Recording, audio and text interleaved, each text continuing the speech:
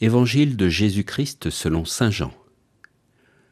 Comme la Pâque juive était proche, Jésus monta à Jérusalem. Dans le temple, il trouva installés les marchands de bœufs, de brebis et de colombes, et les changeurs. Il fit un fouet avec des cordes, et les chassa tous du temple, ainsi que les brebis et les bœufs. Il jeta par terre la monnaie des changeurs, renversa leur comptoir, et dit aux marchands de colombes, « Enlevez cela d'ici, cessez de faire de la maison de mon Père une maison de commerce. » Ses disciples se rappelèrent qu'il est écrit, « L'amour de ta maison fera mon tourment. » Des Juifs l'interpellèrent, « Quel signe peux-tu nous donner pour agir ainsi ?» Jésus leur répondit, « Détruisez ce sanctuaire, et en 3 jours je le relèverai. » Les Juifs lui répliquèrent, « Il a fallu 46 ans pour bâtir ce sanctuaire, et toi, en 3 jours, tu le relèverais ?» Mais lui parlait du sanctuaire de son corps. Aussi, quand il se réveilla d'entre les morts, ses disciples se rappelèrent qu'il avait dit cela. Ils crurent à l'Écriture et à la parole que Jésus avait dite. Frères et sœurs, au dernier catéchumène que j'ai rencontré, je disais « La rencontre avec Dieu est la plus grande aventure humaine ». Dans cet évangile, qui parle de cette rencontre, un message en cache un autre.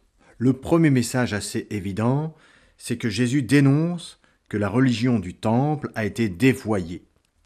L'homme cherche à rencontrer Dieu, et c'est comme l'eau qui veut rencontrer le feu. C'est comme 2 contraires qui veulent se donner la main. C'est pas facile. Dieu est grand, je suis petit. Dieu est saint, je suis pécheur. Dieu est créateur, je suis une créature, etc., etc. Alors, assez évidemment, toute religion, dans la délicatesse qui compose son propre sujet, peut être dévoyée. Et là, Jésus semble dire « Ça suffit votre commerce. Dieu n'est pas un marchand de tapis. On n'achète pas Dieu, ni sa bienveillance, avec des bœufs, ni des brebis, ni des colombes. » Et ce premier message de Jésus questionne toute religion. Comment imagines-tu Dieu ? Comment souhaites-tu ta relation avec lui ?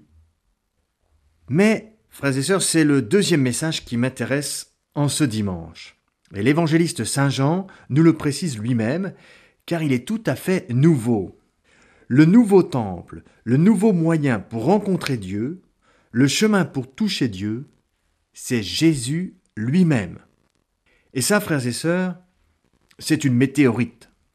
Ça vient totalement d'ailleurs. En fait, c'est une invention qui sort directement du cœur de Dieu. Les hommes ne pouvant pas atteindre Dieu par leurs propres moyens, ni par leur intelligence, ni par leur imaginaire, ni par leur sens, ni d'aucune façon, vu que Dieu est le tout autre, Dieu a inventé de se faire homme au milieu des hommes, pour que tout homme qui s'approcherait de Jésus s'approche de Dieu, pour que tout homme qui toucherait Jésus, par l'intelligence, par le cœur, ou de quelque manière que ce soit, touche Dieu lui-même. Et cette nouveauté, jamais imaginée, entraîne immédiatement cette question, alors qui me fera connaître Jésus ? Cette question se précise elle-même immédiatement ainsi, qui me fera connaître Jésus en vrai, sans le traficoter, tel que vraiment je touche Dieu en lui donnant la main. Car au cours des siècles, tout le monde a parlé de Jésus, qui était plutôt comme ci pour les uns, plutôt comme ça pour les autres, etc. Eh bien, frères et sœurs, en ce dimanche, où l'Église catholique célèbre la dédicace de la cathédrale du pape, l'Église Saint-Jean de Latran à Rome, sans autre forme d'explication, je prétends que c'est l'Église catholique qui donne la pleine révélation de qui est Jésus. Pourvu que les catholiques eux-mêmes, par leur comportement, par leur discours, ne nous cachent pas trop son visage. Prions pour que toutes les misères de notre Église, qui dévoient notre religion sans arrêt, n'empêchent pas Jésus. Amen. L'évangile du jour était commenté par le père Augustin Drillon, curé de la paroisse de Saint-Martin-du-Sillon.